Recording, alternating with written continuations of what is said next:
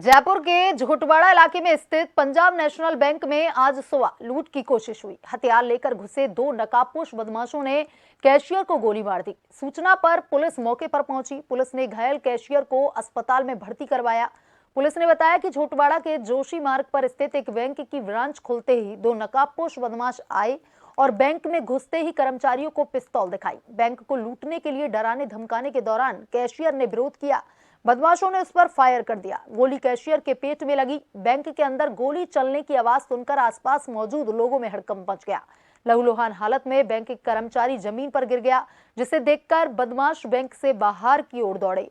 Bank लूटने आए एक बदमाश को लोगों ने पीछा कर पकड़ लिया और उसकी पिटाई कर दी। पुलिस ने शहर में ए श्रेणी की नाकेबंदी करवाई और दूसरे बदमाश को भी पकड़ लिया। दोनों बदमाश कोटपुतली के मनोज मीणा, भरत मीणा बताए जा रहे हैं।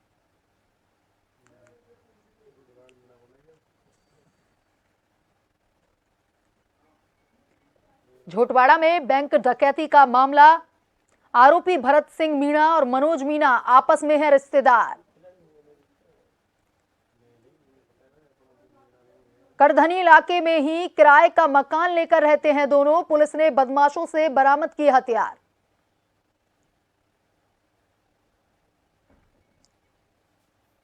झोटवाड़ा में बैंक डकैती से जुड़ा ये पूरा मामला। आरोपी भरत सिंह मीणा और मनोज मीणा दोनों आपस में रिश्तेदार हैं।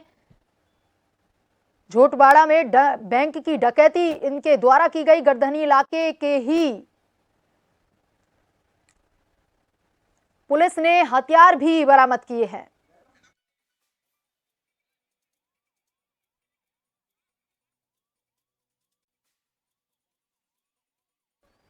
और इसी खबर पर ज्यादा जानकारी के साथ झोटवाड़ा थाने से लाइव जुड़ चुके हमारे साथ संवाददाता अनिल, पुलिस को बड़ी कामयाबी हाथ लगी। झोटवाड़ा बैंक में जो लूट की घटना को अंजाम दिया गया था, वो दोनों ही आरोपी अब पुलिस की गिरफ्त में है।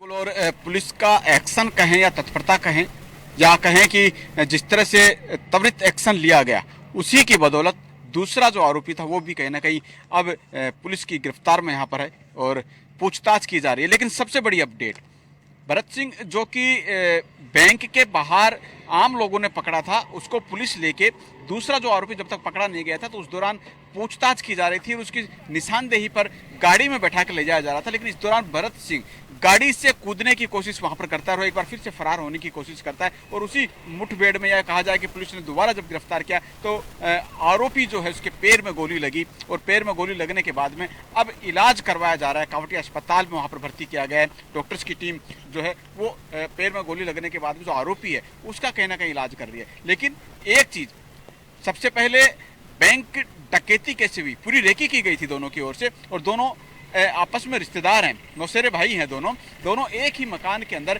किराए पर रहते हैं। जयपुर में किराए पर रहते हुए बैंक की पहले से रेकी की हुई थी और बैंक खुलने से पहले मौके पर पहुंच चुके थे।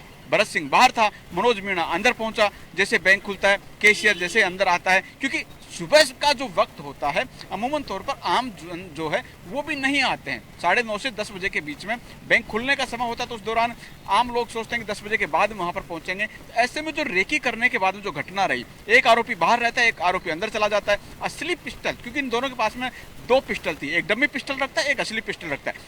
असली पिस्टल रखने वाला मनोज मीणा अंदर जाता है और अंदर पहुंचने के बाद में 3 कर्मचारी जो वहां पर मौजूद थे उनको बंधक बनाने की भी कोशिश होती है। 5 से 7 मिनट का पूरा वाक्य अंदर जो था, जो आरोपी वहां पर रहे वो यहाँ पर होता है। और फिर बैंक कैशियर जैसे ही मौके पर पहुंचता है, कैशियर तक पहुंच जाता है आरोपी, लेकिन कैशियर तक पहुंचने से पहुंचते बैंक मैनेजर पहुंचता है तो बैंक मैनेजर पर फायर वहां पर कर दी जाती है। बताया जा रहा है 2 या 3 राउंड बैंक मैनेजर के लगी हैं। फिलहाल एक निजी अस्पताल के अंदर इलाज चल रहा है और वहां पर पूरा ट्रीटमेंट किया जा रहा है ताकि उस गंभीर बैंक मैनेजर की इलाज करते हुए जान वहां पर बचाई जा सके।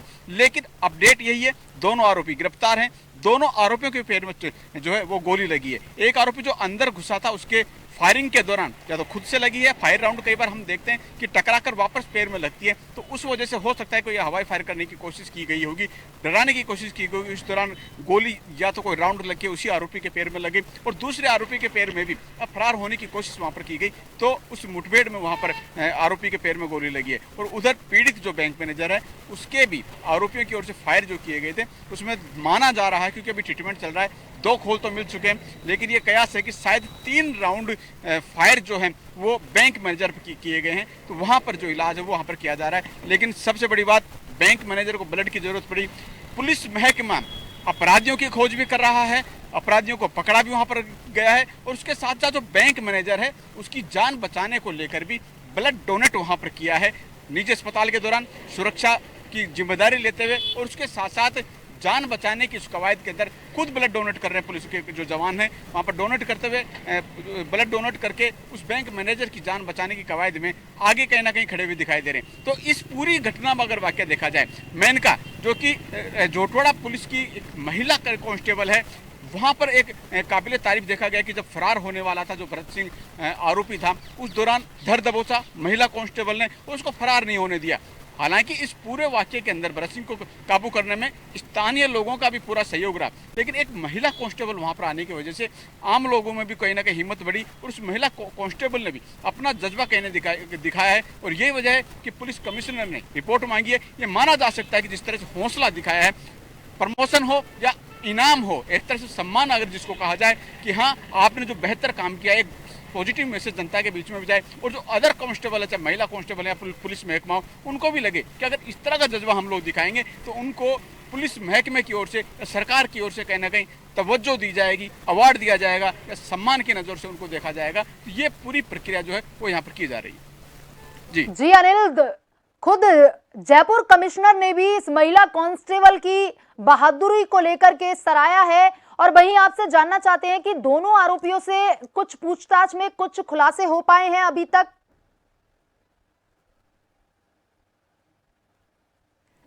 देखिए, पूछताछ की जाएगी, फिलहाल जांच भी चल रही है, ट्रीटमेंट के साथ साथ पूरी नज़र बनाए हुए पुलिस महकमे ने जिस तरह से एक्शन दिखाया, हमने देखा कि डॉग स्क्वाड की टीम वहां पर पहुंची और तत्परता दिखाते हुए जो फरार आरोपी था उसको भी गिरफ्तार वहां पर कर लिया गया। अब जांच की प्रोसेस है, ये खुलासा जब किया जाएगा, क्योंकि जो गहन पूछताछ होती है उसके बीच में जो बड़े क्लू होते हैं वो शायद सार्वजनिक नहीं किए जाते हैं। अभी तक 2 आरोपियों के नाम आ रहे, लेकिन इसमें यह भी इनकार नहीं किया जा सकता कि 2 से ज्यादा आरोपी की मिलीभगत नहीं हो। ये माना जा रहा है कि शायद बाहर भी कोई आरोपी हो, रेकी कर रहे हो या फिर फरार होने में कामयाब वहां पर हो गए हों। तो ये जो चीजें, ये अभी पुलिस अनुसंधान वहां पर चल रही है, जांच जो चल रही है उसमें पूरी प्रक्रिया को देखा जा रहा है। लेकिन हाँ, फिर भी पुलिस महकमा फूंक के कदम रख रहा है, इस जांच के ऊपर पूरी सटीक नजरें कहीं ना कहीं बनाई हुई है, ताकि इनसे जुड़े हुए अगर दूसरे तार भी हैं तो उनको भी काबू किया जा सके। और उसके साथ साथ क्या इनके और भी कोई ऐसे कारनामे पहले के रहे हुए हैं, क्या डकैती में इस तरह का कुछ कारनामा इनका रहा है, आपराधिक कुछ अगर बैकग्राउंड रहा है तो क्या कुछ रहा है, वो जांच और वो रिकॉर्ड भी यहाँ पर खंगाला जा रहा है। तो ये चीजें जो हैं वो अनुसंधान में चल रही है। जी अनिल, तमाम जानकारी के लिए धन्यवाद।